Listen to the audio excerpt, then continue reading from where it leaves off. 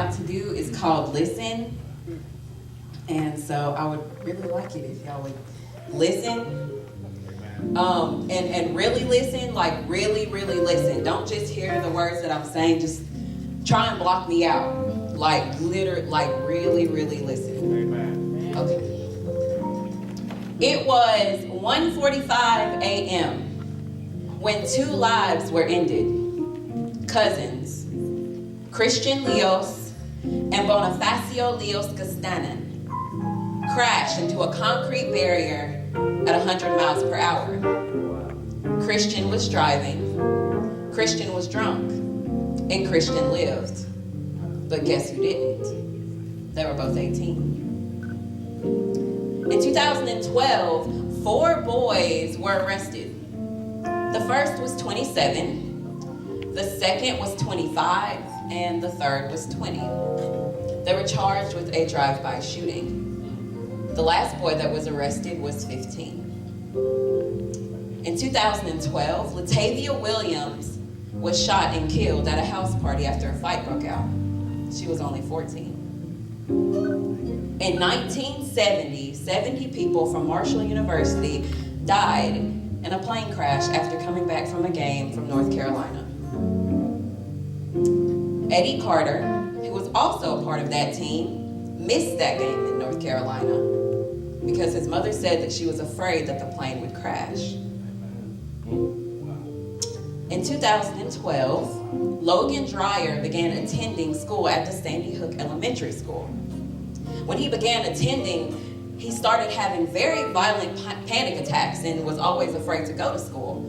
And one time when his teacher tried to calm him down and tell him, you know, the school is safe, you're in a safe place, the little boy cried and he yelled at her and said, no, it's not. In the last week of November, his mother de-enrolled him from Sandy Hook Elementary School and started homeschooling him. 2 weeks later, the Sandy Hook Elementary School shooting happened. Logan was at school, at home safe. In 2001, Seth MacFarlane, the creator of Family Guy, American Dad, and The Cleveland Show, was coming back from a plane, was supposed to be on plane Flight 11 from LA to New York. Because of a scheduling mix-up, he missed his flight. That same flight, a few hours later, crashed into the World Trade Centers. It was 9/11. Are you hearing or are you listening? That is the question.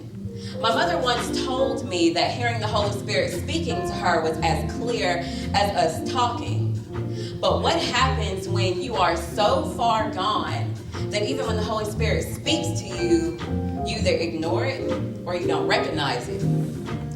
See, that is the dilemma that as teenagers and young adults we face because we are so caught up in living the life that they display on BET and MTV and that the rappers rap about and that the singers sing about, that when the Holy Spirit tries to steer us in the right direction, we ignore it because we're only hearing and not listening.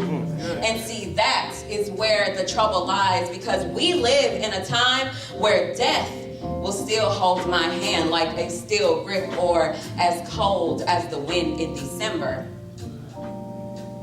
Because 3 weeks from now, I will be 21. And even now, as I stand here talking to you, I may not make it because we live in a world where I could be diagnosed with cancer by Sunday, be at the Birmingham Hospital by Monday, by Tuesday be going through chemo, and by Wednesday be laying dead in a hospital bed. So while I still have breath in my body and while my limbs are still willing to move, and since the Holy Spirit is living within me, I will live for God because I will not make up the excuse that I am young and that I have time, because tell that to the child who was dying of cancer. Or better yet, tell that to Miles Blackwell, who died before his 17th birthday. Maybe he thought he had time to.